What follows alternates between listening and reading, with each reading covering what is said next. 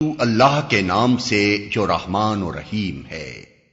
اے اوڑ لپیٹ کر لیٹنے والے، اٹھو اور خبردار کرو اور اپنے رب کی بڑائی کا اعلان کرو اور اپنے کپڑے پاک رکھو اور گندگی سے دور رہو اور احسان نہ کرو زیادہ حاصل کرنے کے لیے اور اپنے رب کی خاطر صبر کرو۔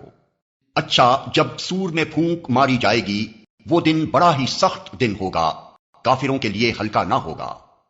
چھوڑ دو مجھے اور اس شخص کو جسے میں نے اکیلا پیدا کیا، بہت سا مال اس کو دیا، اس کے ساتھ حاضر رہنے والے بیٹے دیے اور اس کے لیے ریاست کی راہ ہموار کی، پھر وہ طمع رکھتا ہے کہ میں اسے اور زیادہ دوں۔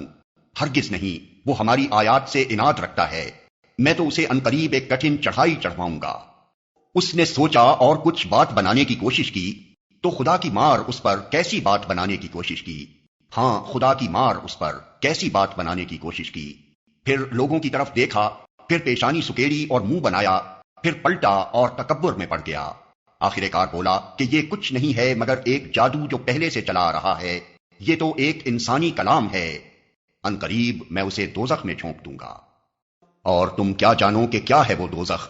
نہ باقی رکھے نہ چھوڑے، کھال جھلس دینے والی 19 کارکن اس پر مقرر ہیں۔ ہم نے دوزخ کے یہ کارکن فرشتے بنائے ہیں اور ان کی تعداد کو کافروں کے لیے فتنہ بنا دیا ہے تاکہ اہل کتاب کو یقین آ جائے اور ایمان لانے والوں کا ایمان بڑھے اور اہل کتاب اور مومنین کسی شک میں نہ رہیں اور دل کے بیمار اور کفار یہ کہیں کہ بھلا اللہ کا اس عجیب بات سے کیا مطلب ہو سکتا ہے۔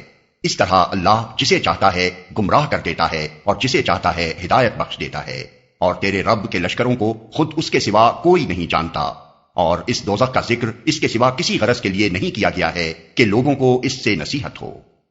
ہرگز نہیں، قسم ہے چاند کی اور رات کی جبکہ وہ پلٹتی ہے اور صبح کی جبکہ وہ روشن ہوتی ہے، یہ دوزخ بھی بڑی چیزوں میں سے ایک ہے۔ انسانوں کے لیے ڈراوا، تم میں سے ہر اس شخص کے لیے ڈراوا جو آگے بڑھنا چاہے یا پیچھے رہ جانا چاہے۔ ہر متنفس اپنے کسب کے بدلے رہن ہے، دائیں بازو والوں کے سوا۔ جو جنتوں میں ہوں گے وہاں وہ مجرموں سے پوچھیں گے تمہیں کیا چیز دوزخ میں لے گئی؟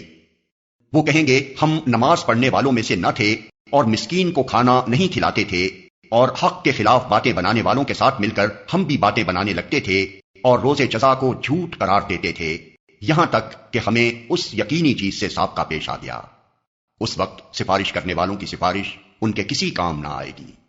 آخر ان لوگوں کو کیا ہو گیا ہے کہ یہ اس نصیحت سے منہ موڑ رہے ہیں؟ گویا یہ جنگلی گدھے ہیں جو شیر سے ڈر کر بھاگ پڑے ہیں، بلکہ ان میں سے تو ہر ایک یہ چاہتا ہے کہ اس کے نام کھلے خط بھیجے جائیں۔ ہرگز نہیں، اصل بات یہ ہے کہ یہ آخرت کا خوف نہیں رکھتے۔ ہرگز نہیں، یہ تو ایک نصیحت ہے، اب جس کا جی چاہے اس سے سبق حاصل کر لے، اور یہ کوئی سبق حاصل نہ کریں گے الا یہ کہ اللہ ہی ایسا چاہے، وہ اس کا حقدار ہے کہ اس سے تقویٰ کیا جائے اور وہ اس کا اہل ہے کہ تقویٰ کرنے والوں کو بخش دے۔